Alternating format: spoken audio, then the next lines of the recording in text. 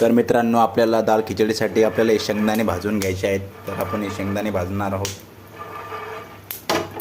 तर आता हे शेंगदाणे आपण बघा तुम्ही याच्यात टाकून देऊ. आपण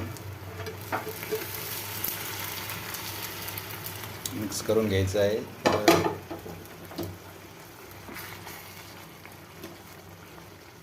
ही डाळ खिचडी 5 मिनिटात शिजून तयार होईल. आणि लाईक करा, कमेंट करा आणि सबस्क्राईब करा. गुड मॉर्निंग मित्रांनो. तर आपण बनवणार आहे आज दाल खिचडी. तर आपण दाल खिचडी बनवणार आहे. त्यासाठी आपल्याला मसाला बॉईल करीत आहे तेलामध्ये फ्राय करून. आणि इकडं तर हे आपल्याला सामग्री याच्यात टाकायची आहे दाल खिचडीची.